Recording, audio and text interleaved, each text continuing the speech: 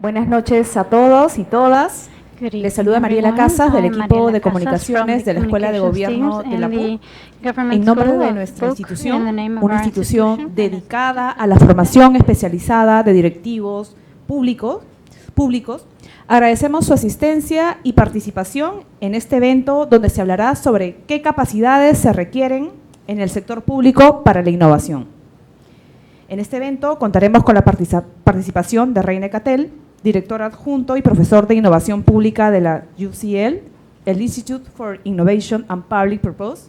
Asimismo, contaremos con la participación de Giselle Romero, directora de nuestra maestría en Gobierno y Políticas Públicas de la PUC, y Daniel Macuray, docente de nuestra maestría en Gobierno y Políticas Públicas. Bien, sin más, vamos a dar inicio a este evento, pero primero voy a dar pase a Martín Tanaka, director de nuestra institución, quien nos brindará unas palabras de bienvenida. Adelante, profesor Martín.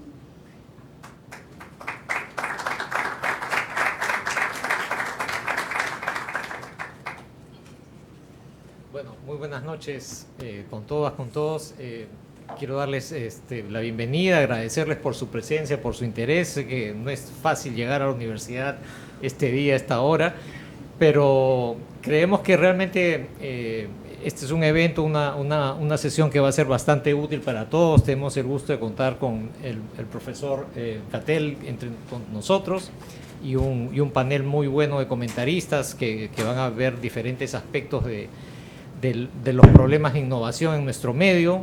Como ustedes saben, en nuestra oferta formativa en la Escuela de Gobierno siempre estamos muy preocupados por los problemas de gestión pública.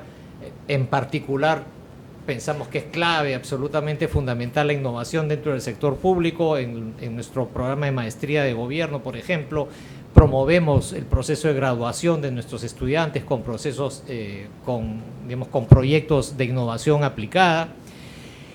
Y creo que es muy importante discutir estos temas en el contexto actual. Yo diría que estamos en una situación complicada, no es ninguna novedad para nosotros, difícil para el trabajo en el sector público, y creo que estamos, digámoslo así, entre dos extremos limitantes, ¿no es cierto?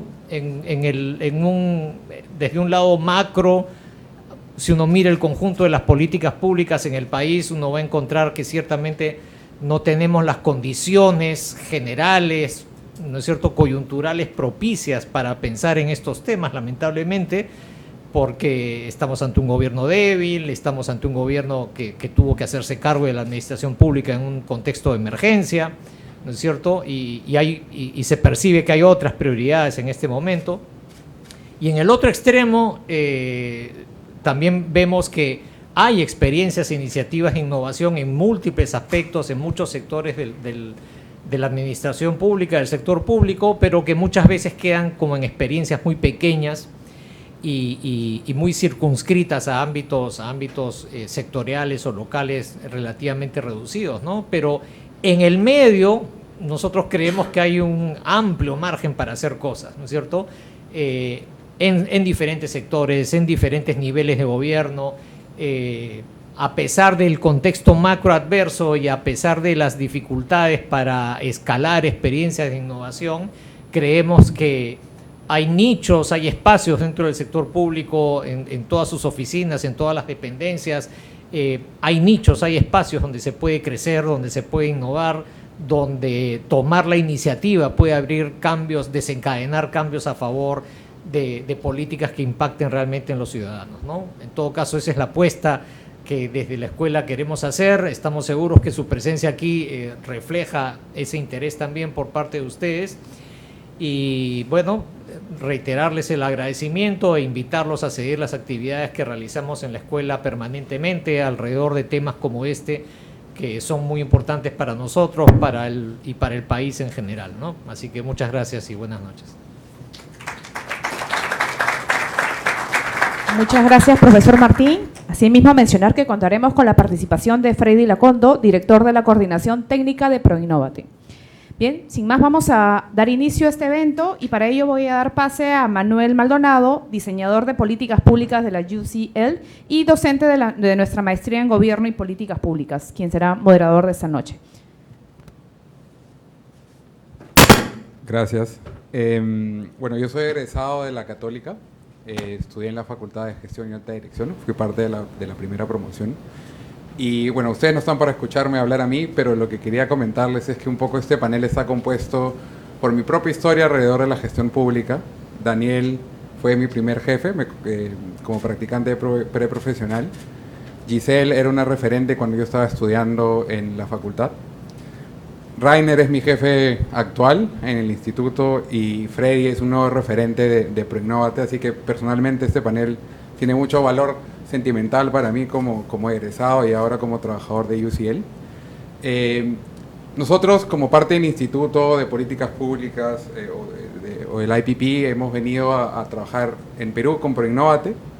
Eso es lo que nos ha traído al país y lo que también ha traído Rainer al país para tratar de poder desarrollar un nuevo instrumento que está vinculado a desafíos públicos de innovación.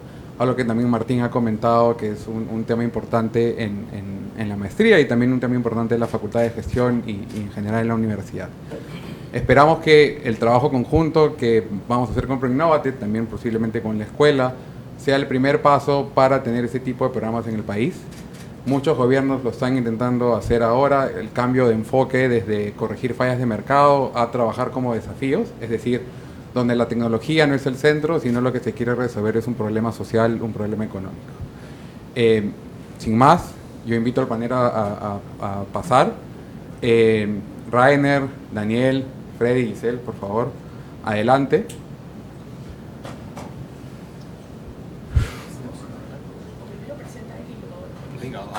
Ustedes ya han sido presentados, por favor. Ya sus cargos, por favor, vengan adelante a sentarse al panel. Más o menos la estructura de la charla va a ser, del día de hoy, Rainer va a hacer una presentación de alrededor de 20 minutos. Luego vamos a tener unas pequeñas preguntas y comentarios del panel. Finalmente, preguntas de todos ustedes y al final, un coffee break para poder conversar y reflexionar sobre la charla de hoy. Rainer, todo tuyo.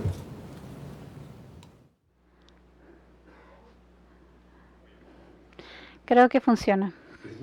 ¿Funciona? Sí, ahora sí está funcionando. Ok, muchas gracias. Creo que podemos regresar un poquito porque tengo otras diapositivas. Pero el ejercicio físico está bueno. Pero bueno, gracias a todos por venir esta noche. Gracias por venir a esta charla y la discusión del panel. Yo sé que estamos robándole tiempo a sus familias o amigos, así que muchas gracias. Gracias también a la universidad por darme la bienvenida y muchas gracias al panel por participar. Yo tengo... Un momento, estoy tratando de sacarme la traducción. Ok, yo voy a estar hablando por unos 20 minutos más o menos y voy a hablar principalmente sobre mi nuevo libro. No tan nuevo, en realidad tiene un año más o menos. Desafortunadamente no está disponible aún en español. Así que si hay interés de su parte, quizá haya una editorial que se interese. Va a haber una versión en portugués el próximo año, porque ha habido interés en el libro en Brasil. Pero voy a hablar sobre estos temas y si les interesa, pueden comprar el libro o escuchar la charla para entender los puntos principales. Entonces, yo creo que tenemos que comenzar con el hecho de que muchos gobiernos se están dando cuenta que la innovación es una cuestión política. Si volvemos hasta el siglo XX, los gobiernos pensaban en la innovación en términos de cantidad, más exportaciones, más papers de investigación, más investigación en general, más de todo, de alguna forma. Esa era la idea detrás del desarrollo de las políticas del Estado, especialmente si pensábamos en las políticas de innovación o de ciencia e innovación. La idea era tener más y tener más hacía que nuestras sociedades fueran mejor. Pero ya nos estamos dando cuenta, por ejemplo, con el cambio climático o la inteligencia artificial, que no solo se trata de tener más inteligencia artificial, también se trata de preguntar qué es lo que hacemos con esta tecnología.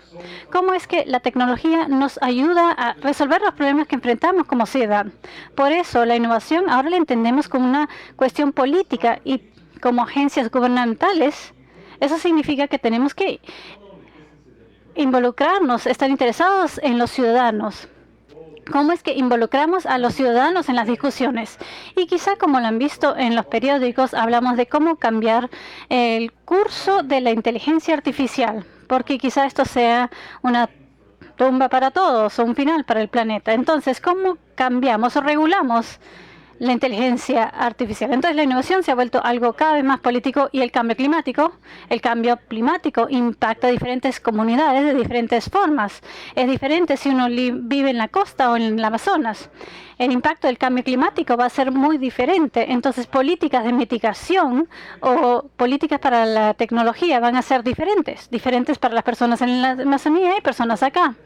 ¿Y quién decide esto? ¿Quién decide qué invertir en términos de tecnología para cambio climático? Entonces, la innovación es una cuestión política.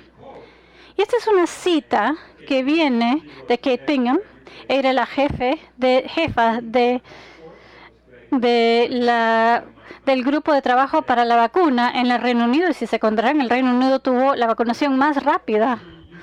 Y ella trabajaba en el sector privado. Ella fue traída al gobierno por un periodo corto de tiempo. Lo que ella vio es que los servidores públicos no les interesaba realmente abordar temas de innovación política para también resolver problemas complejos. Como muchos deben saber, los servidores públicos generalmente están siguiendo reglas, tratando de enfocarse en proporcionar algún tipo de servicio no corrupto o estable, transparente. Y eso es algo bueno. Eso es algo bueno que hacen los servidores públicos, porque nosotros como ciudadanos necesitamos sistemas de transporte, de salud, de agua, saneamiento. Todo esto tiene que estar ahí. Entonces es importante que los servidores públicos se enfoquen en eso. Pero esa toma de riesgos es algo que inherentemente no es algo que el sector público quiera hacer. Y en las crisis más profundas nos damos cuenta que esto es difícil. Y por supuesto podremos preguntar, ustedes están trabajando con ProInnovato, que es una agencia de innovación en el Perú, pero alrededor del mundo, si hablamos con agencias de innovación y les preguntamos si están haciendo innovación directamente o si están apoyando a otros a que ellos hagan innovación, muchas veces el caso es que las agencias de innovación apoyan a universidades, empresas, pero ellas mismas están simplemente gestionando proyectos o dinero en vez de abordar retos como resolver cambio climático en el contexto del Perú, por ejemplo, o con las comunidades. Entonces los gobiernos están un poco alejados del problema real.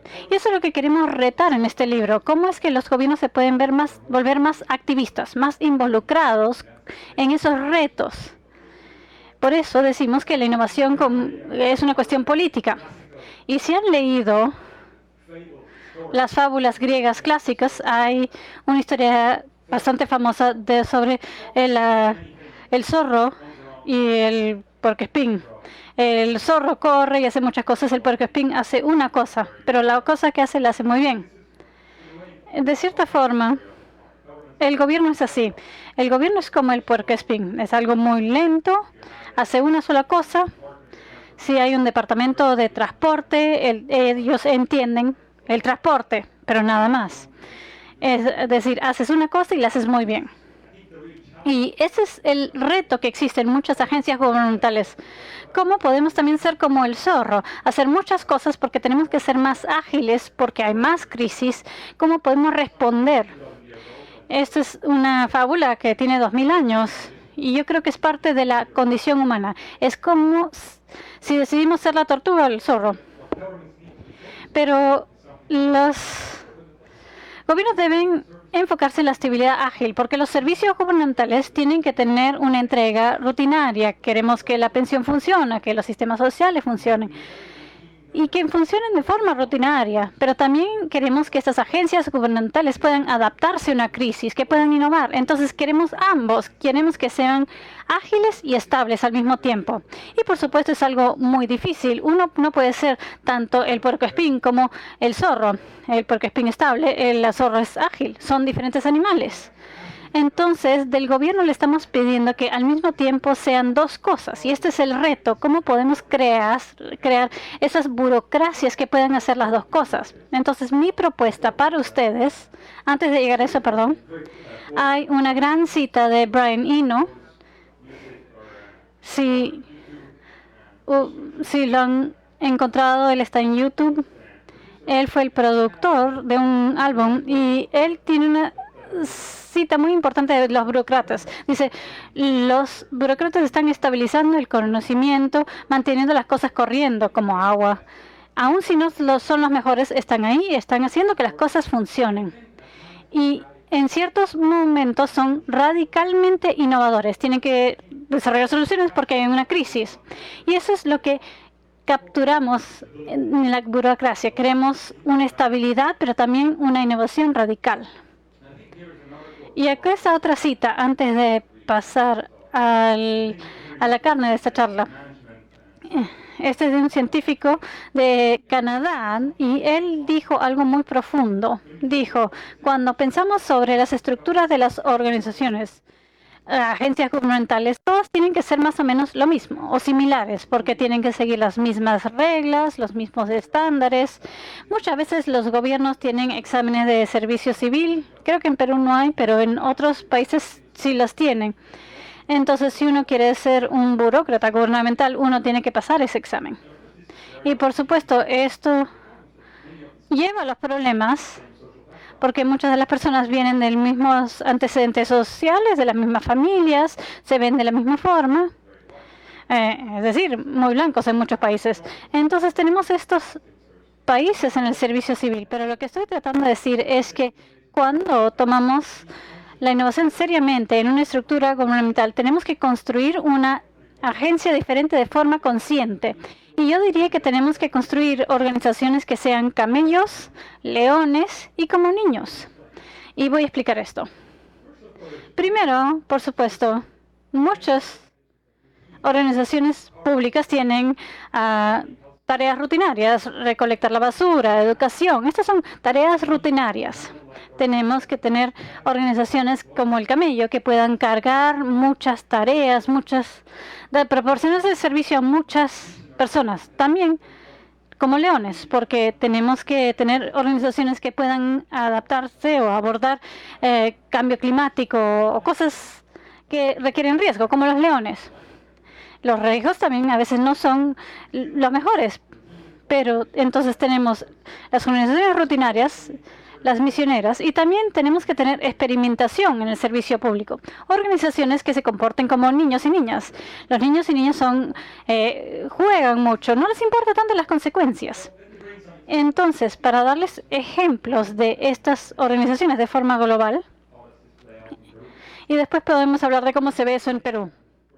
Pero para estos tres ejemplos, yo uso un autor alemán, Friedrich Nietzsche, y seguro que muchos han leído a Nietzsche, y tiene un libro maravilloso que se llama, bueno, lo dijo en alemán, pero al comienzo del libro habla sobre la transformación del alma humana de camello a león a niño.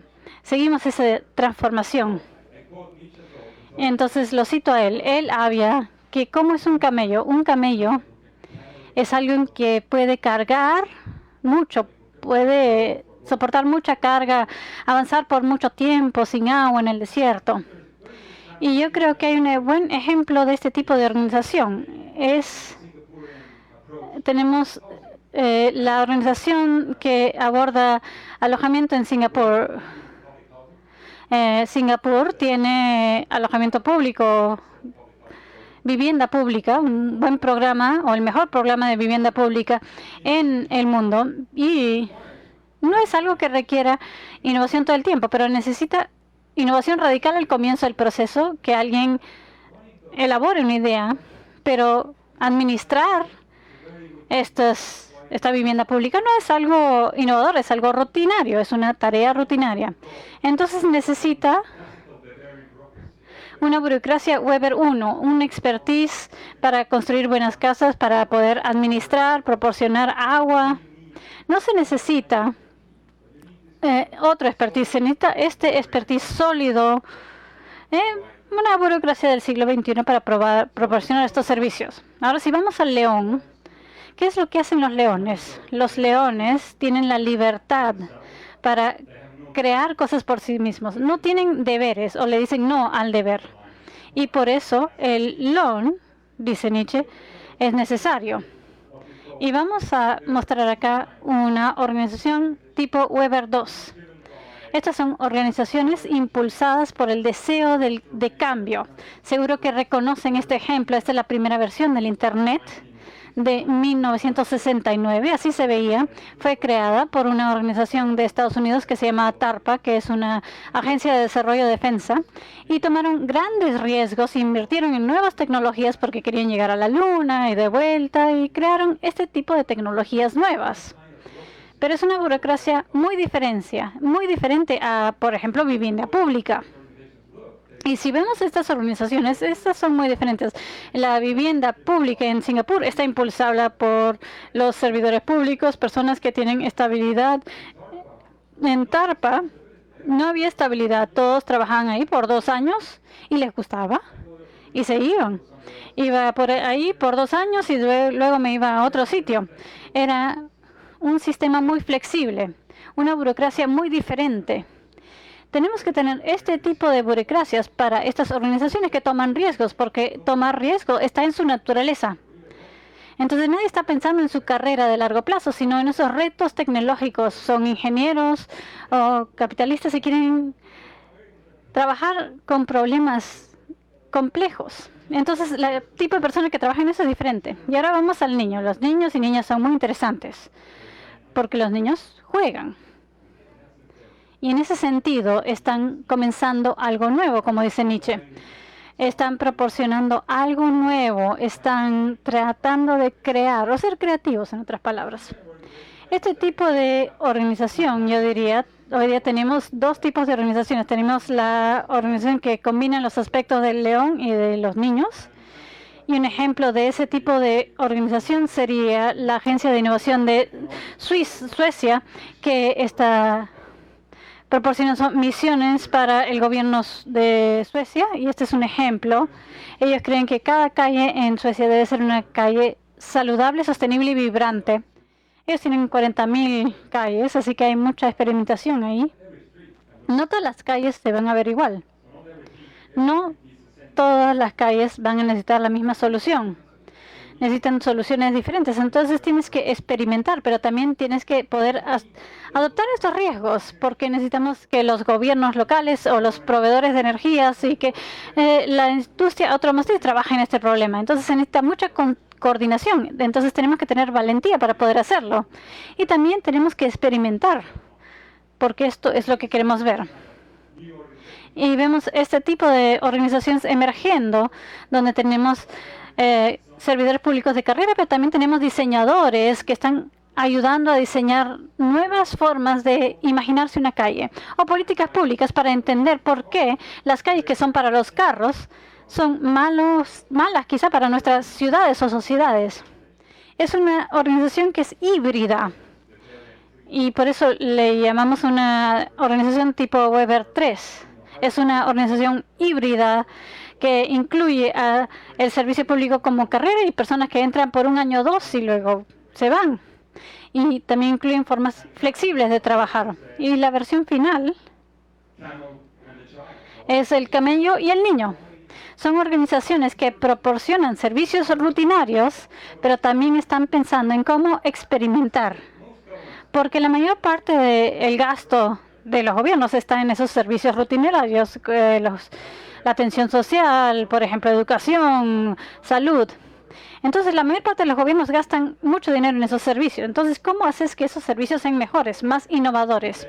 Y ese es un ejemplo del Reino Unido. Esta es la Agencia de Innovación Digital del Reino Unido y ellos han creado una página web. Una página web que se ve muy parecida a la página del Perú, por un motivo, porque tienen el mismo equipo. El gobierno de Perú los contrató hace algunos años para que diseñen la de acá. Y eso no tiene nada que ver con ningún departamento, sino que es lo que uno como ciudadano quiere de esta web, es información. Es como un Google, saber cómo puedo renovar mi brevete, cómo puedo sacar un permiso de construcción. Uno tipea y sale la respuesta. ¿Y cómo hacen? Bueno, esta primera versión costó 200.000 libras. 200.000 libras no es nada. Todos los gobiernos pueden pagar eso. Es algo muy económico. Lo hicieron en 12 semanas. Así que fue algo muy rápido, una experimentación muy rápida. Pero es para servicios fundamentales. Por eso es un niño en un camello. Y yo creo que tenemos que tener este tipo de agencias cada vez más. Y aunque estén abordando misiones grandes, también pueden experimentar y jugar un poco para poder experimentar con los servicios principales de un gobierno. Esta es mi tesis principal, que tenemos estos tres tipos de organizaciones. Y por supuesto hay mucha más teoría en el libro y hay ejemplos en el libro. Y bueno, les presento esta tesis. Y es que tenemos que tener estos tres tipos de burocracias. Y esto requiere una construcción consciente de parte de los gobiernos. Los ejemplos que yo les he dado son más o menos aleatorios. Pero cuando un gobierno toma en serio la innovación, ellos conscientemente tienen que construir estos aspectos para poder desarrollar diferentes metodologías. Esa es mi tesis para ustedes. Muchas gracias por escuchar.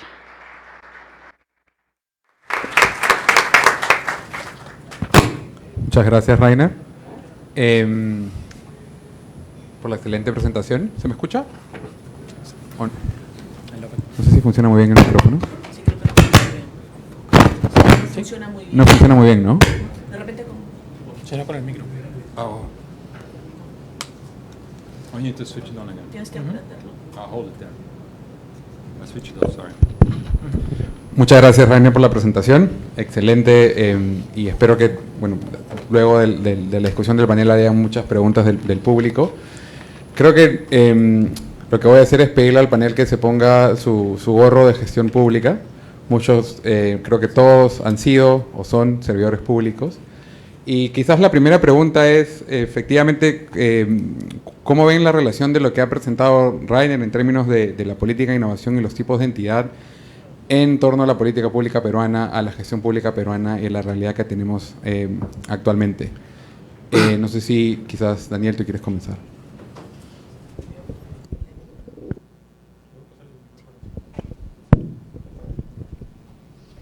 Gracias, Manuel, y gracias, Rainer, por la excelente presentación. Yo no he tenido la oportunidad de leer el libro, sí he leído algunos artículos sobre las capacidades dinámicas, por ejemplo, que se tiene en el Estado, y una de las principales reflexiones que tengo, y llevándole un poquito a la pregunta de Manuel del contexto peruano, esos tres tipos de organizaciones, yo a veces los veo presentes en diferentes sectores o de repente en una misma organización, pero en tres niveles, ¿no? Voy a poner un caso que yo he vivido directamente con Manuel también en PROMPERÚ, ¿no? En PROMPERÚ, por ejemplo, tenías una organización que hacía un montón de cosas como, por ejemplo, ferias y eventos, y las hacían continuamente, y parecía que eso es a lo que se dedicaban todo el tiempo, ¿no? Así como un poco el camello, esta idea de hacerlo continuamente. Y cada vez lo hacían mejor y mejor y mejor y mejor, cada vez eran más eficientes, más eficientes. Yo como gerente de planeamiento les decía, pero ¿están seguros que la única manera de promocionar el Perú es a través de ferias y eventos? ¿No puede haber otras formas de hacerlo? Y ellos me decían, no, Daniel, esto es lo que hay que hacer. Y habían otras áreas de la organización que también estaban pensando en formas diferentes de hacer las cosas. Por ejemplo, ahí nació la ruta del exportador, como una manera innovadora en realidad de acumular un conjunto de programas de asistencia técnica que brindaban a la exportación y que vino por un conjunto de personas que vio una forma de cómo podía desarrollarse ello. Y era una innovación, digamos, más radical, si uno lo quiere ver así. Y después también nos pusimos a pensar en algún momento cómo hacemos para trabajar no solo nosotros en PROMPERÚ, sino pensar más bien en el sistema de promoción del país. Habían múltiples agencias en realidad que estaban haciendo cosas por la promoción del país. Por ejemplo, el Ministerio de Relaciones Exteriores, las cámaras binacionales, no solamente el sector público, entre otras instituciones como por ejemplo Proinversión, etcétera. Y no trabajaban en conjunto. Entonces ahí la innovación tenía que ver con la innovación en la gobernanza. Tomar el riesgo de repente de no hacer un plan estratégico de PROMPERÚ, sino que de repente más vale la pena hacer un plan estratégico, una estrategia de promoción país, con el conjunto de actores. La marca país no fue resultado, porque eso ya se había hecho antes, por ejemplo, fue un buen ejemplo de cómo se trabajaron con diferentes actores públicos y privados para innovar en algo que no se venía haciendo en diferentes países y salió adelante con esto. Entonces, lo que quiero dejar claro, creo, es que no solamente son como diferentes organizaciones, cada una tiene que ser un león, ¿no? un niños o un camello, sino que puedes tener una organización o incluso un sector que tiene que tener las tres. Y eso yo creo que es fundamental para que las cosas puedan avanzar. Gracias Reiner, gracias Manuel, gracias a todos por acompañarnos el día de hoy. Creo que yo podría mencionar un poco, bueno, el caso de donde vengo trabajando, de Proinnovate. Yo creo que puedo ver claramente que hemos pasado por estas tres etapas, ¿no? O sea, en un inicio, cuando se creó Proinnovate en el 2007, con un primer contrato de préstamo con el BID, el lanzar concursos de innovación para empresas era algo que no se hacía. No existía, nunca se había hecho en el Perú. Hay algunos antecedentes muy buenos, Incagro, por ejemplo, y otras iniciativas, pero al nivel que se estaba haciendo era una preocupación grande. ¿Por qué? Porque no tenías en qué basarte. Entonces, ¿qué haces en esa situación? Pues ves qué hay en el exterior, ¿no? Ves que hay en el extranjero, y las primeras bases de Proinnovate pues eran casi las mismas que sacaba Fontar en Argentina, la agencia de investigación argentina. Entonces, una vez que lo logramos, una vez que sacamos bases, aprendimos cómo hacer todo el tema de la evaluación de los proyectos, todo el monitoreo de los proyectos, nos volvimos un camello, ¿no? Seguimos avanzando. ¿Por qué? Porque es importante estandarizar estas cosas, o sea, hacer que el servicio que están dando como servidor público sea estandarizado, sea permanente, y que la sociedad pues llegue a confiar en este. Con los años nos dimos cuenta que teníamos que empezar a ser leones. Empezamos a investigar, a buscar qué otras cosas, qué otros concursos, qué otras iniciativas, qué otros instrumentos de política estaban generándose en la región o en otras regiones. Y lanzamos una batería de nuevos concursos en el tercer contrato de préstamo que tuvimos con el BID, tuvimos varios concursos nuevos, distintos, y actualmente en el cuarto contrato de préstamo que tenemos con el BID también. Sin embargo, estamos en esa mezcla, ¿no? Tigre, león y camello. O sea, lanzas el concurso, algo disruptivo, algo que no había en el ecosistema, que no se manejaba, y luego te vuelves un camello para poder estandarizarlo, para poder avanzar lentamente y asegurar el servicio para todos los beneficiarios. Actualmente, y justamente por eso es que hemos contado con la ayuda de los amigos de UCL, estamos volviéndonos niños. ¿Por qué? Porque necesitamos este espacio de experimentación. Como Estado ya entendimos que primero, solos no lo vamos a lograr. Necesitamos que todos los sectores participen en este tipo de iniciativas, principalmente vinculadas a la innovación en el sector público y en los distintos sectores productivos en los que puede entrar la innovación, ¿no? Porque es transversal. Entonces, en este momento estamos en esa etapa, vamos a experimentar. Actualmente estamos participando varias instituciones públicas, el ITP, Produce, MEF, hay representantes del INS también, que estamos todos sentándonos y pensando, oye, ¿cómo hacemos esto?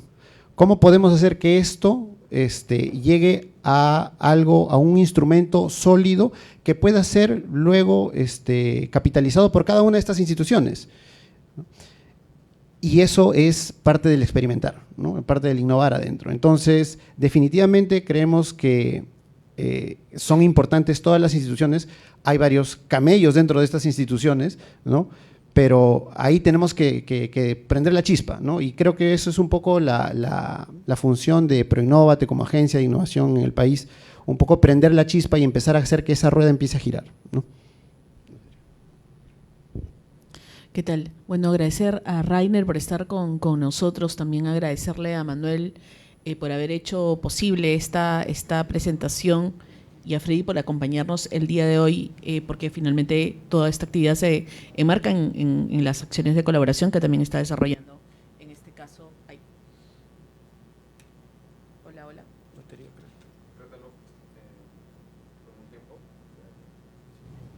Si no hay.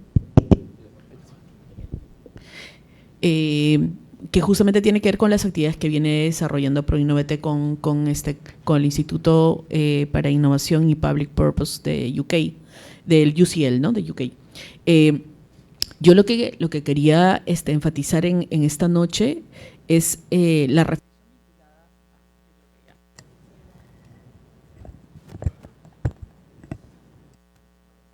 Hola, hola. No. Hola, hola. ¿Sí? ¿Me escucha? Bueno, considerando el boicot de los micrófonos,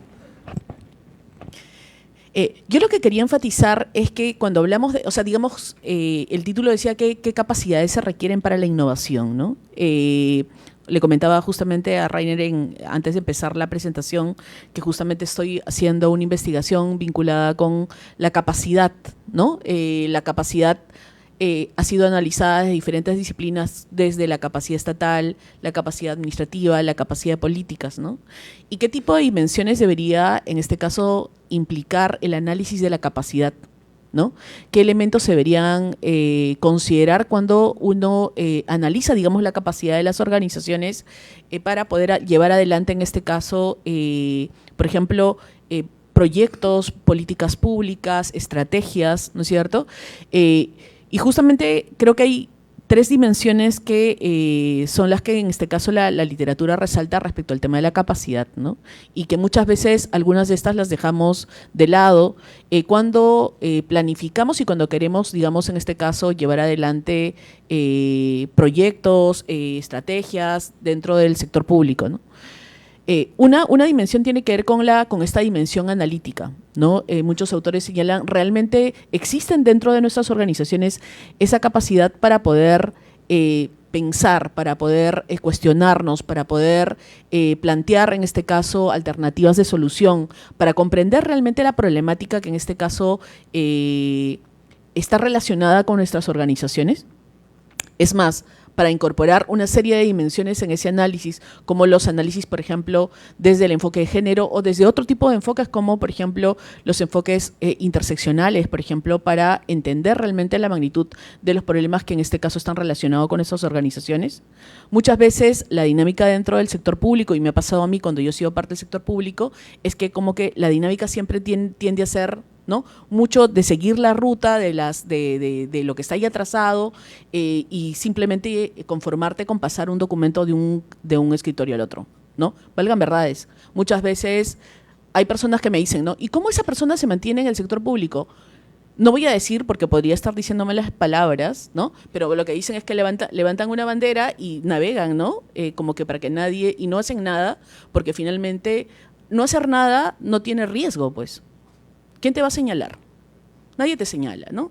¿Te vas a equivocar? Tampoco te vas a equivocar. ¿Vas a hacer algo por tu institución? Tampoco vas a hacer algo, ¿no? Entonces, esta capacidad de poder realmente entender, ver más allá de lo evidente en términos de cuáles son los problemas que están vinculados con tu organización, tiene que ver justamente con esa dimensión de la capacidad analítica, ¿no? Y que qué duda cabe, para que tú puedas innovar, primero tendrías que entender dónde están los problemas, ¿no? Y los problemas no solamente desde tu mirada, sino la mirada desde tus usuarios, desde los diferentes actores que están vinculados finalmente contigo, como organización. Entender que además estás, digamos, en un ecosistema de organizaciones, de usuarios, donde hay organizaciones a las cuales les tocará abordar ciertos aspectos, ¿no es cierto? Pero que al final del día el usuario, cuando mire todo ese ecosistema, lo único que va a mirar es el Estado, finalmente no tiene por qué comprender que esto le toca a este y esto le toca al otro, o sea, finalmente lo que quiere es una respuesta estatal, ¿no? Entonces, una dimensión es el tema de la dimensión de la capacidad analítica, o sea, miremos dentro de nuestras organizaciones qué tanto realmente estamos promoviendo, qué tanto realmente fortalecemos, por ejemplo, esa capacidad analítica. La otra dimensión tiene que ver con la capacidad operativa, ¿no? La capacidad de gerencial, la capacidad de poder, esto que hemos pensado, realmente llevarlo a cabo. O sea, tenemos esa capacidad de aterrizar, esta capacidad que está muy vinculada con la gestión, con el cómo.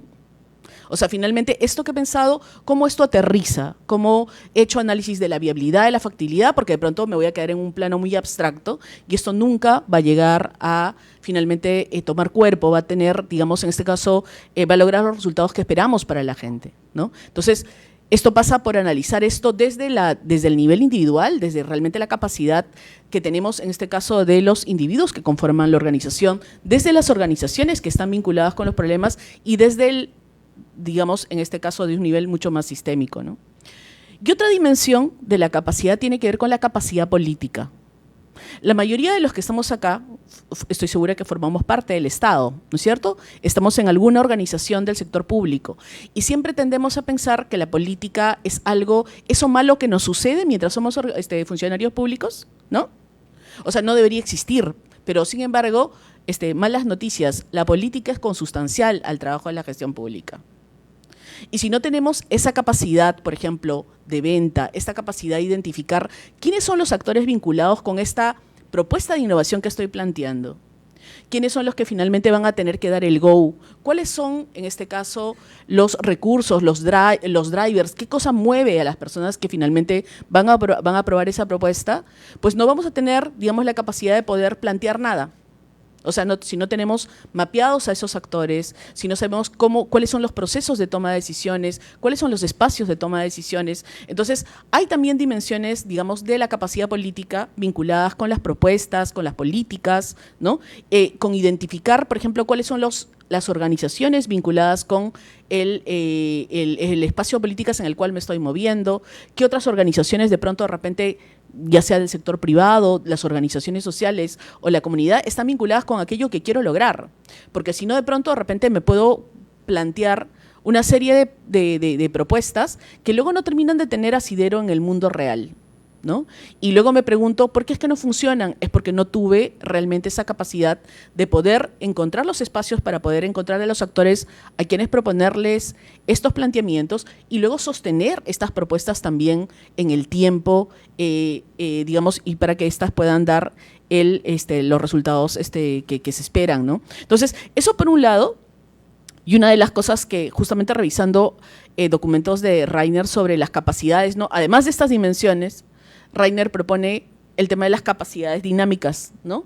El entender de que se requieren organizaciones que pueden mantener, digamos, ritmos de trabajo, pero que también sean lo suficientemente ágiles para poderse mover en entornos como los que hoy día, digamos, nos están digamos, rodeando cada vez más, de manera mucho más permanente, ¿no? Estamos afrontando una crisis climática, ahorita estamos encontrándonos con problemas de subida de precios de una serie de productos, por ejemplo, de la canasta básica, nos encontramos con problemas con fenómenos naturales como el fenómeno del Niño, que ha tenido un impacto, en este caso, en la agricultura, ¿no? Tenemos, por ejemplo, los retos de la inteligencia artificial y lo que supone y cómo, por ejemplo, puede trastocar de pronto la vida de un colegio a partir de que no sabemos cómo es que vamos a, en este caso, regular este tipo de situaciones, ¿no? Entonces, como organizaciones necesitamos, esto lo plantea en un documento Rainer, capacidades de largo plazo, pero también respuestas ágiles, ¿no? Respuestas que comprendan, en este caso, que los problemas públicos son cada vez más complejos y que se requieren ese tipo de capacidades diferentes. Muchas gracias. Creo que un poco, tomando quizás el tema de capacidades, creo que cada uno de ustedes desde sus respectivos espacios y quizás también como servidores públicos han impulsado exitosamente o en todo caso de distintas maneras procesos de innovación. Entonces, como Giselle mencionaba, quizás muchos de acá son servidores públicos que están también dando la lucha día a día a pesar del contexto adverso.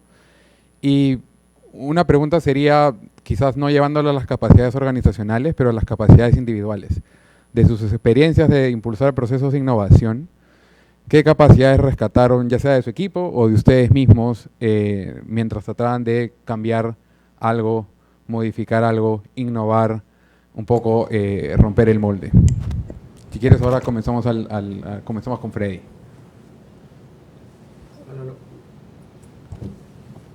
¿Aló? Sí. Definitivamente, dentro de ProInnovate hemos tenido bastantes cambios estructurales. ¿Por qué? Porque, claro, cuando iniciamos éramos un proyecto del BID, luego nos convertimos en programa, hemos cambiado de ministerio, estuvimos en PCM, luego pasamos a Produce y dependíamos del viceministerio, luego nos volvieron a cambiar y ahora dependemos del ministerio. Entonces, cada cambio implicaba una nueva estructura al interior de Proinnovate. Y una ventaja que tenemos en ese sentido era que el personal no tenía mucha rotación, lo que no suele suceder en el sector público. Entonces, eso era lo bueno. Lo malo era que nadie quería cambiar, ¿no? O sea, nadie quería, veían una estructura nueva y ya empezaban los dramas, ¿no? ¿Qué va a pasar? ¿Qué va a pasar con mi trabajo? Lo que antes hacía ya no lo voy a hacer, pero ¿por qué? Si estábamos bien así, etcétera, etcétera, etcétera. El tiempo, bueno, actualmente ya estamos trabajando por portafolios, ¿no?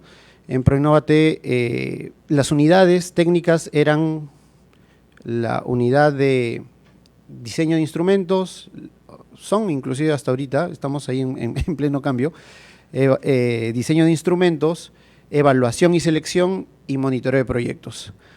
Entonces todo proyecto que entraba, todo proyecto que ganaba tenía que pasar por estas 3 unidades, ¿no? Primero en el diseño de las bases, luego la evaluación del proyecto a ver si era ganador o no y finalmente el monitoreo de la ejecución del proyecto. ¿Qué descubrimos? Que muchas veces estas 3 unidades se comportaban como compartimentos estancos, no había comunicación entre una y otra y terminadas y que todas eran parte de un mismo proceso. O sea, habíamos partido un gran proceso en 3, ¿no? La primera intención de cambio fue, oye, ¿por qué no una misma unidad ve toda la línea del proyecto? Desde que se le sacan las bases, hace la evaluación y también hace el monitoreo de proyectos. Pero entonces, ¿cómo nos diferenciamos? Por portafolios, especialicémonos, que unos vean innovación empresarial, que otros vean emprendimiento, startups, y que otros vean desarrollo productivo, por ejemplo, ¿no?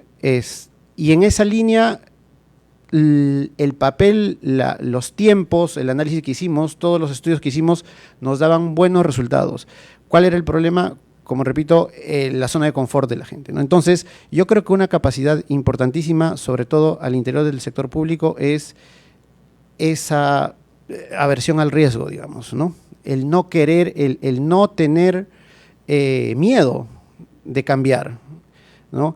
Que es algo que sobre todo en los servidores públicos creo que está muy internalizado, ¿no? Yo estoy acá, estoy bien, no me toques, yo estoy haciendo mi trabajo, no estoy metiendo en problemas con nadie, las cosas van saliendo, estoy ejecutando bien, ¿no? Ese es lo típico, ¿no? O sea, estoy ejecutando bien, estoy en 90%, 95% de ejecución anual, entonces, ¿por qué, no?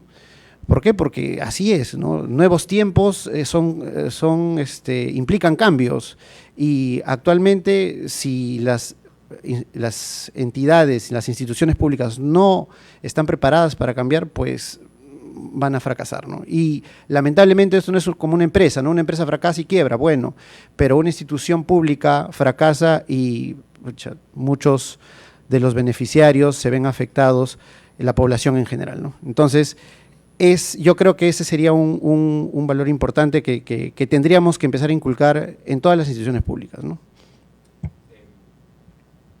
Giselle, de repente también desde el rol de la escuela y las capacidades que están tratando de imbuir en los servidores públicos.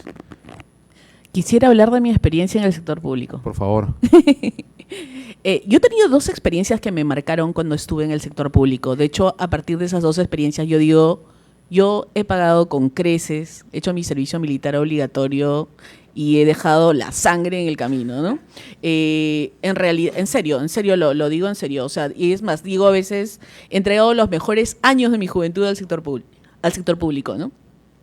Estas 2 experiencias yo las recuerdo con mucho cariño. Creo que contribuyeron en gran medida a lo que yo soy hoy, ¿no? Dejé, como les digo, la piel en cada una de las experiencias, porque creo que siempre que he estado en el Estado, nunca al menos mi motivación ha sido ir a calentar un sitio, sino ver cómo se pueden cambiar las cosas por las personas, ¿no? Y creo que quisiera empezar con esa última, porque en la última experiencia que tuve, creo que uno de los elementos claves para que pudiéramos sacar adelante el proyecto fue justamente estar todos claros, que desde la persona, digamos, que dirigía la organización hasta el último integrante, digamos, que estaba a nivel de la prestación de los servicios en, por ejemplo, en una municipalidad muy alejada, de pronto de repente en el norte de Cajamarca, todos tener claridad de por qué era que estábamos haciendo eso. Creo que eso es como clave en una organización, este sentido de propósito, ¿no? Yo recuerdo que cuando hablaba con los integrantes de este grupo, que tuvo que crecer rápidamente, pero un programa que tuvo que crecer muy rápidamente, recuerdo que una de las cosas que yo siempre les decía es, ustedes hoy día tienen, digamos, tienen esta gran oportunidad, ¿no? O sea, tenemos este encargo que hemos recibido para poder sacar adelante, digamos, el programa, ¿no? Y este programa tiene este objetivo. Lo que vamos a hacer es lograr esto, ¿no? Y esto es sumamente importante, ¿no? Y siempre les explicaba por qué eso era importante para los usuarios del programa, ¿no? ¿En qué sentido iba a cambiar la vida de los usuarios del programa, ¿no? Y por qué eso sí era importante en el sentido de que nosotros recibiéramos como encargo eso, ¿no? Y lo que les decía es, muchas personas, les decía, se pasan toda la vida esperando hacer algo importante por su país, ¿no? Pero sin embargo nosotros hemos recibido este encargo y tenemos que dejar la piel en ese. Entonces, yo creo que el tema del sentido, el propósito y entender por qué es que estamos haciendo las cosas, cómo eso realmente contribuye a las personas, es como un elemento clave, digamos, cuando uno está construyendo algo y está buscando alcanzar algo importante, digamos, para los usuarios, ¿no? Eso creo que fue uno de los temas, ¿no? El otro tema creo que fue el tema de la capacidad de escuchar, o sea, de no pensar, muchas veces en el Estado, a veces, y yo comprendo, porque he estado en el Estado, a veces cuando uno tiene muchas demandas de los usuarios, a veces la tendencia puede ser a esconderte, ¿no? A tratar de no escuchar, ¿no? A tratar de protegerte, a tratar de dar explicaciones, ¿no? Pero lo que les decía al equipo es, ¿por qué no miramos el tema de las quejas o las denuncias o las acusaciones, no como un espacio para buscar nosotros explicaciones, sino nos abrimos a entender que de pronto, de repente, detrás de todos estos elementos hay oportunidades de mejora para la organización? ¿Por qué en lugar de tratar de justificar, abrimos la mente y el corazón y miramos realmente que de pronto estamos haciendo muchas cosas mal y las podemos hacer mejor, ¿no? Pero ¿qué es lo que pasa? Que yo creo que en el Estado peruano muchas veces esta lógica, o sea, hay como una mirada demasiado peyorativa, ¿no es cierto?, de lo que Rainer hablaba vinculado al tema de la experimentación, ¿no? Realmente de poder abrirte a la posibilidad de reconocer que pronto esto ya lo intentaste de esta manera, porque muchas veces además en el Estado peruano nos movemos sin información, ¿no? Tú propones cosas, no siempre tienes la información, utilizas proxies para plantear soluciones y no siempre tienes toda la solución.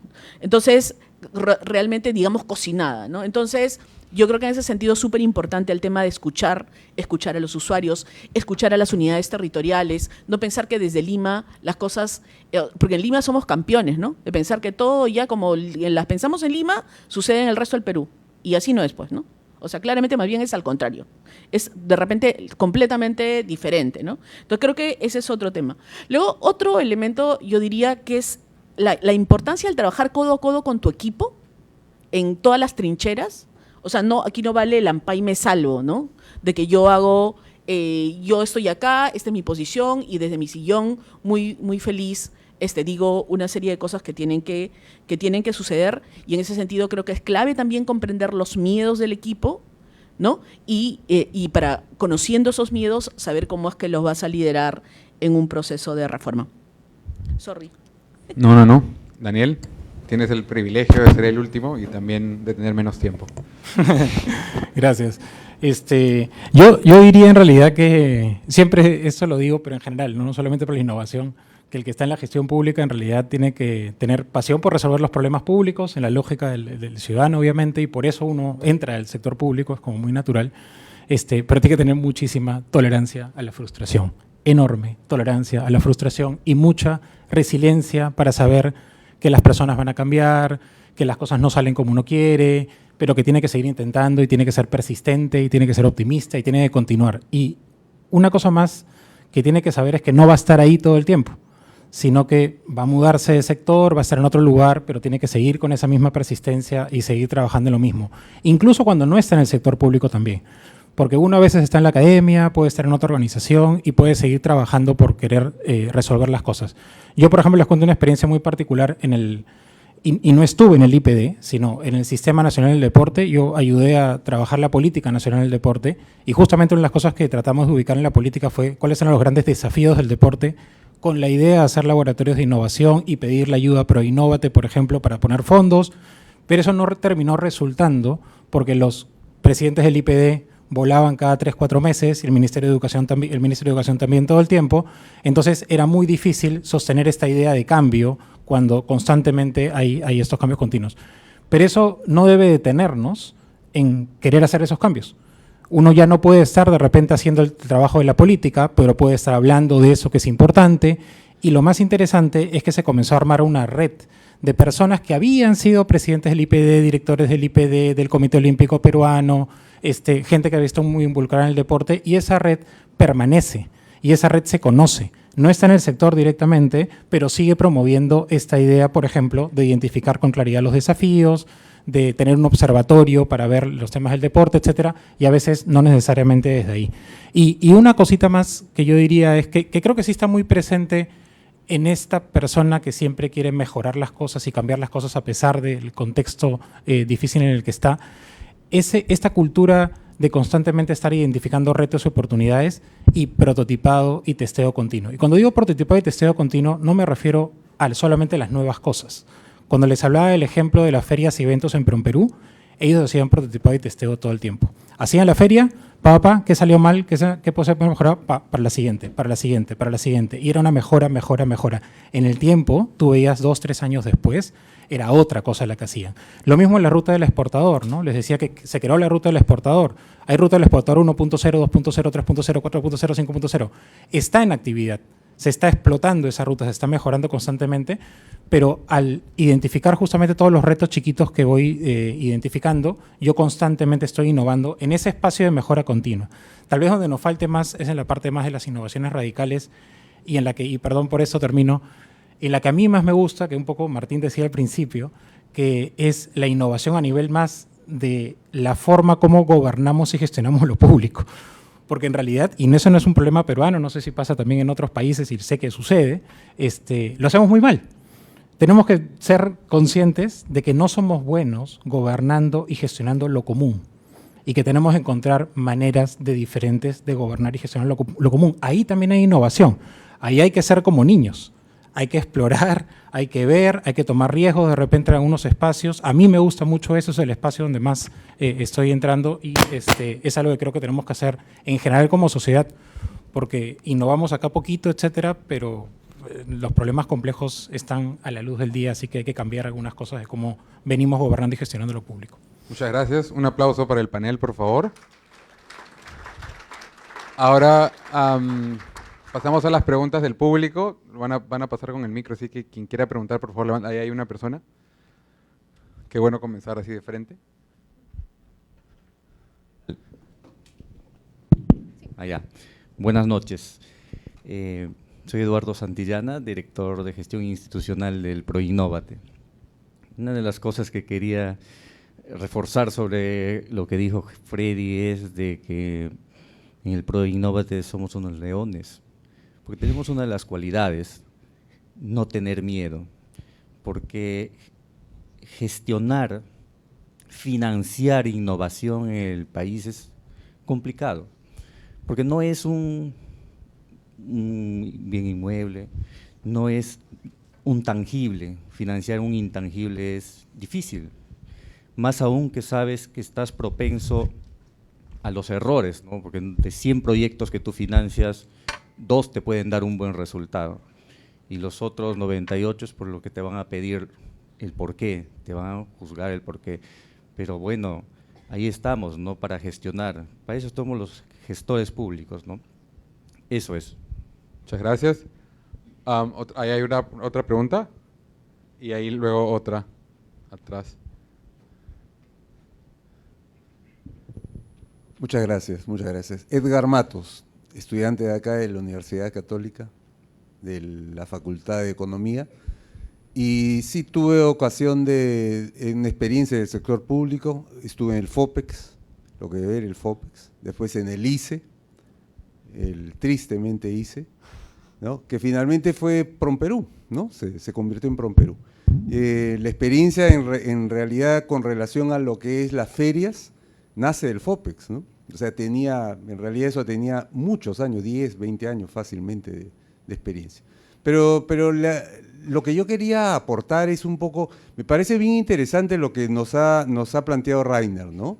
O sea, estas tres capacidades, digamos, del camello, el león y el niño, ¿no? Pero yo lo veo más como que fueran de diferentes estamentos, o sea, diferentes etapas del Estado. O sea, yo veo que el alto funcionario debería ser más como un niño, ¿no? Innovador, buscar, ¿no? Y después me voy a tratar de centrar en eso. Más el medio, el funcionario intermedio debería ser como un león, ¿no? Buscar, armar bien la misión que sea efectiva, que sea rentable, que la cosa sea bien, ¿no? Y el funcionario más de base debería ser un camello, ¿no? Que siga adelante.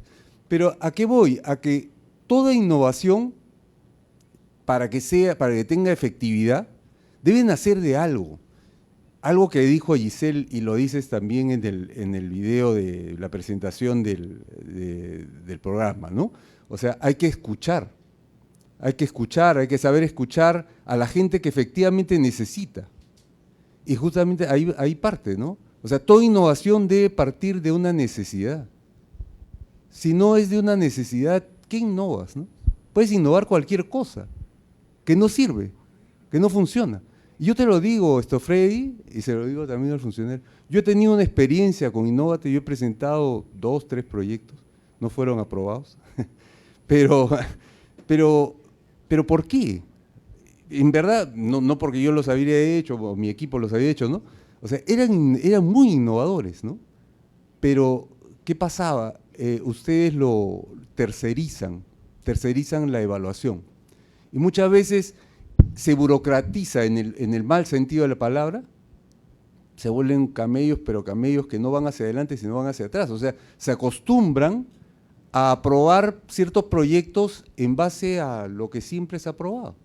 Entonces, uno planteaba algo que era una necesidad de una región, de una zona, pero no lo veían así, porque no estaba dentro de su mentalidad ya estanco, ¿no? Ellos ya decían, nosotros tenemos que aprobar esto así, esto era así, en esta estructura, como lo dices tú, ¿no? Y si no entraba dentro, no encajaba dentro de eso, y muchas veces hablamos y le explicábamos, pero no llegan a entender. Pero básicamente eso quería decir, ¿no? O sea, deben nacer de una necesidad, yo creo, ¿no? Gracias. Muchas gracias. Creo que, si me permiten, hay en lo que en esta pregunta y en parte de lo que se comentó de la charla, de lo que presentó Rainer, de esos 3 tipos de organizaciones han habido como 2 variantes. Una que se trata del proceso evolutivo de una organización, ¿no? que puede comenzar como muy rutinaria e ir moviéndose hacia ser mucho más experimental. Y otro lo que usted planteaba, ¿no? Que también puede estar vinculado con el nivel o la jerarquía o el tema de la construcción del servicio civil. Entonces lo que me gustaría de repente, Rainer, es tu reacción en base quizás a esas 2 variantes, esas 2 perspectivas respecto al modelo que tú planteas sobre el tipo de organización. Yeah, thank you very much for this one. Gracias por la maravillosa discusión.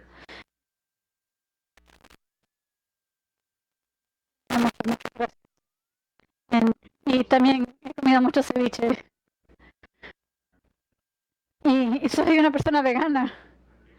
Así que hay contradicciones. Yo creo que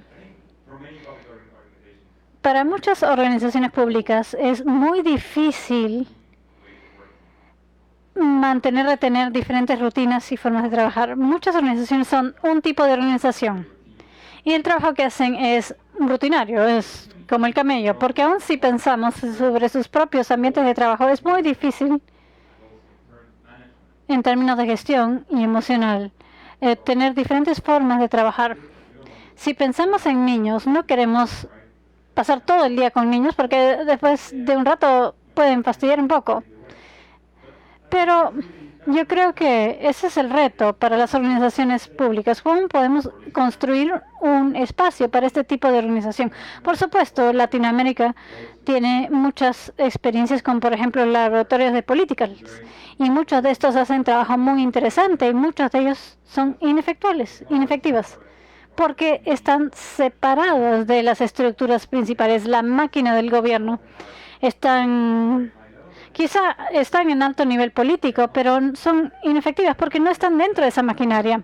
Y yo creo que es algo fundamentalmente difícil de hacer, por buenos motivos, porque históricamente si vemos la forma en que los gobiernos han evolucionado, el cambio siempre era algo malo. El cambio significaba revolución. La revolución era guerra o muertes.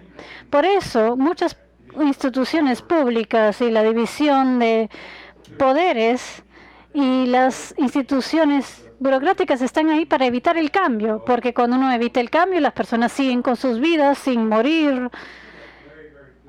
Y son valores, por supuesto, muy buenos. Los valores del camello son sólidos y hemos construido las organizaciones de esta forma a propósito.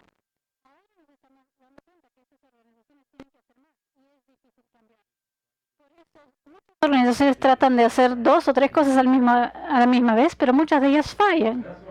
Por eso yo creo que el motivo clave por el cual a veces tenemos organizaciones tipo León, que generalmente están relacionadas al ámbito militar, porque pueden tomar riesgos ahí, porque se trata de supervivencia. Si a uno lo atacan o pensamos que nos van a atacar, podemos tomar riesgos y podemos crear esas organizaciones misionarias, quizá abordando experimentación con ciberseguridad.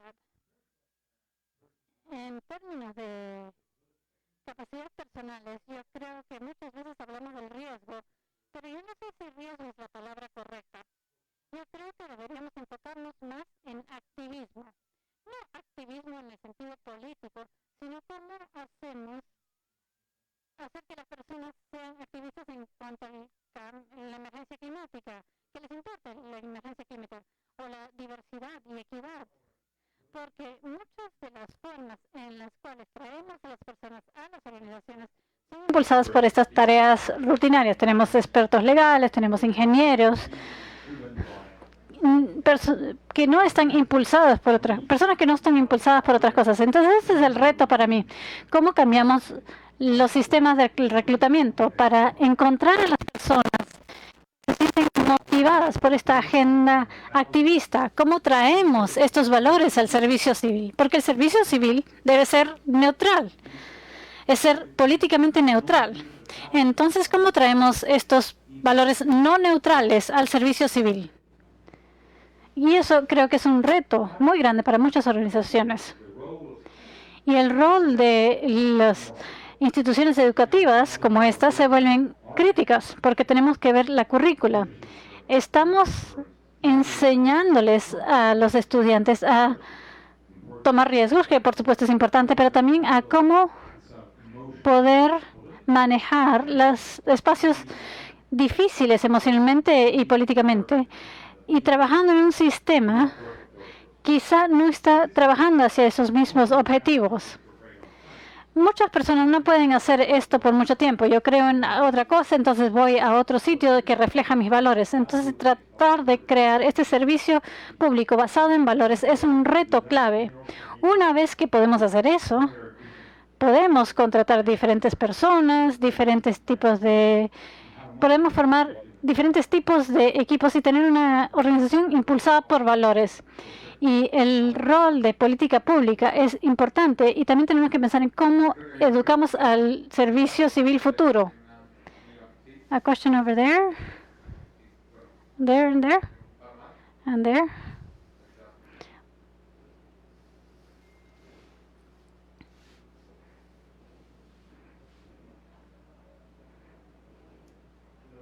Hi. Good evening. Por la First of all, exposición y por toda la explicación, de verdad que es una información bastante fructífera.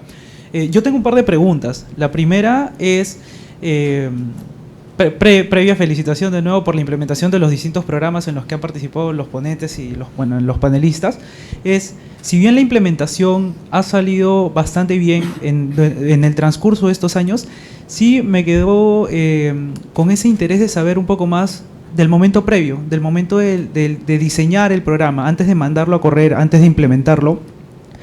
De repente, ¿qué conceptos o características previas, desde su experiencia cada uno, tomaron en cuenta para al momento de diseñar algún programa de innovación a través del Estado? Esa es la primera pregunta. Y la segunda es, considerando que hoy en día se habla también de innovación abierta, ¿se podría decir que tenemos de repente un modelo de innovación abierta desde el sector público? Sí, no, y por qué no. Esas son mis dos preguntas. Gracias. Muchas gracias. Por tema de tiempo voy a asignar a una persona para responder, y en este caso Freddy, si fueras tan amable. Aló. Sí. Bueno, la primera pregunta, me quedé con la segunda. ¿Puedes repetirme la primera, por favor? Ya, el diseño, sí, en efecto. Nosotros tenemos un poco la ventaja de que, bueno, tenemos ya 16 años haciendo esto, ¿no? Entonces, siempre estamos en un ciclo de mejora continua, y lo bueno es que tenemos la información, tenemos data justamente de todos aquellos que han postulado y que han ganado y cómo han terminado, etcétera, etcétera, etcétera. Entonces, eso nos ha permitido ya en estos últimos años hacer una especie de pequeño laboratorio de mejora continua al interior de ProInnovate. Y en efecto, sí, seguramente si hay varias personas que han tenido de repente alguna mala experiencia con ProInnovate, es totalmente entendible. El programa ha ido creciendo poco a poco, ¿no? Pero lo importante, creo, es que vamos aprendiendo de los errores.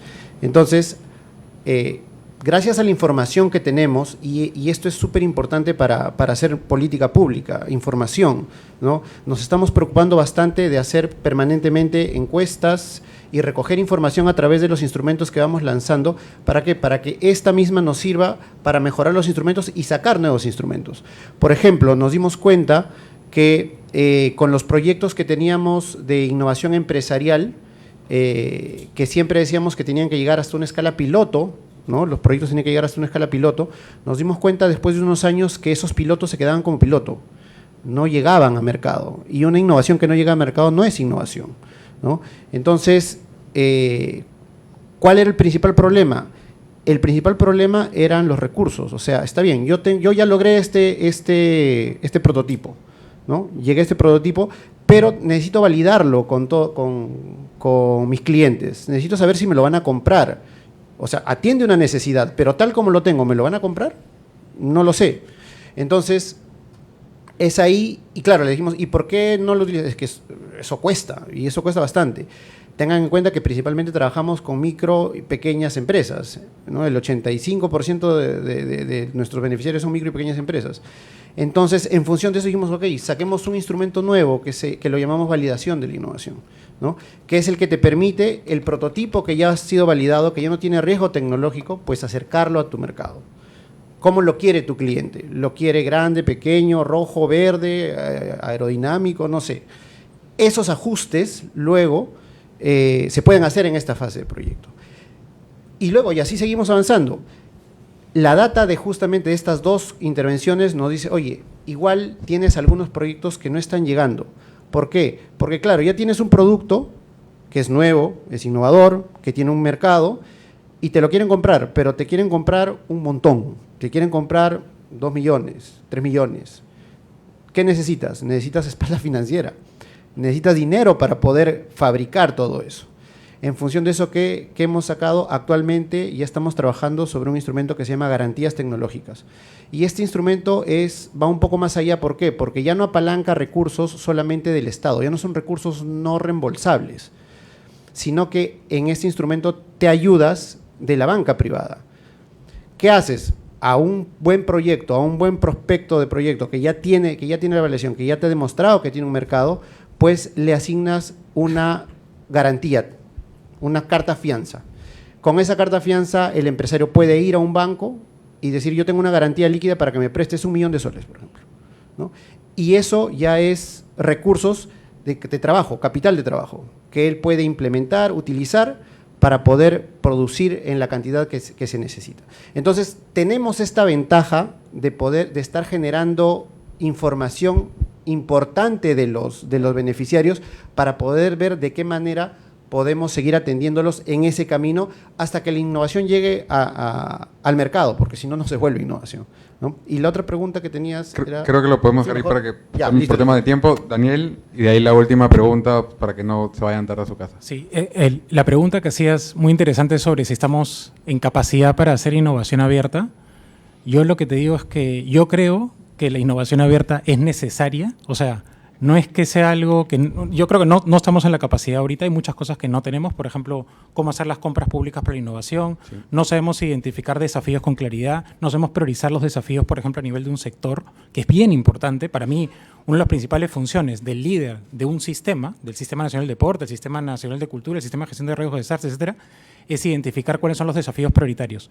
Y lo más importante es tener conciencia de que el sector público solito no va a poder resolver todos esos desafíos. Entonces, tenemos que trabajar una lógica de trabajar con las empresas, organizaciones de sociedad civil como algo muy natural. Eso debería ser lo normal. No tenemos la capacidad hoy, pero tenemos que construirla, porque no se va a resolver ningún problema público si seguimos haciendo simplemente como el camello. Hay que ser leones para crear esa capacidad, porque el futuro definitivamente está ahí, ¿no? Gracias. La última pregunta, sí, simplemente para tratar un poco de paridad también. ¿Quién pregunta? Buenas noches, muchísimas gracias a todos los expositores. Tengo una consulta bien puntual. ¿Cómo hacemos para que se fomente en nuestro país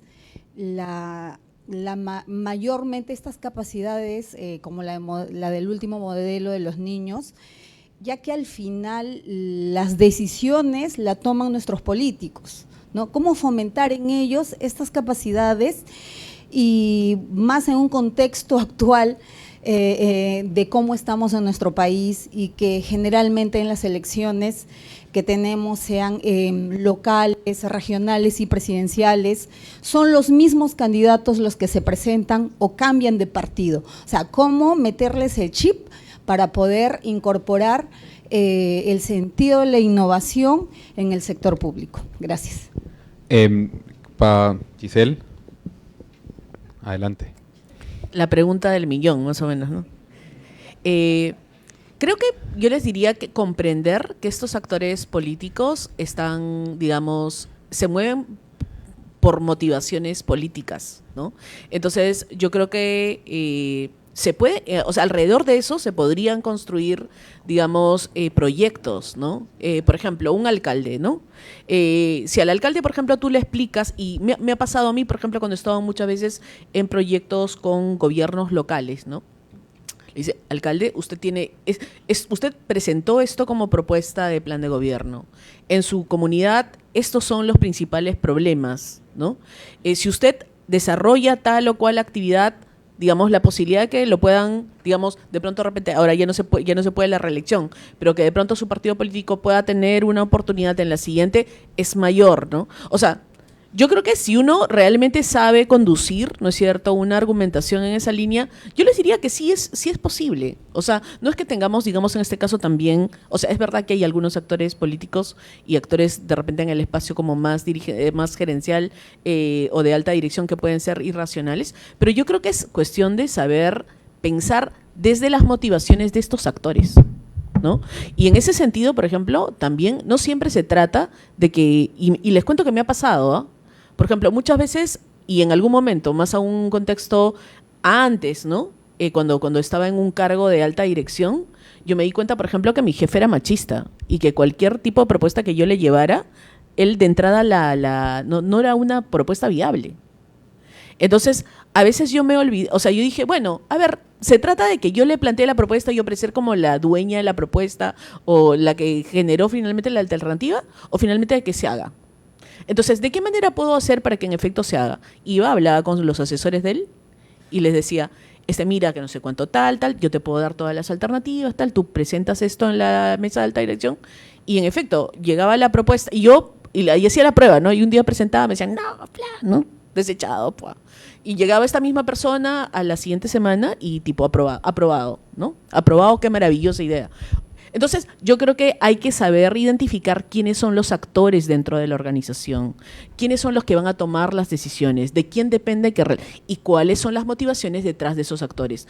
¿Quiénes son mis usuarios? ¿Qué es lo que yo busco? Mi dirección, ¿qué tipo de problemas son los que tiene que resolver? Ok, ¿quiénes son los actores que están...? Y hay que estar haciendo esto de manera permanente para sacar adelante, en este caso, los proyectos. Yo les diría que sí se puede. O sea, sí se puede. Muchas gracias. Ahora, para terminar, las reflexiones finales de Rainer.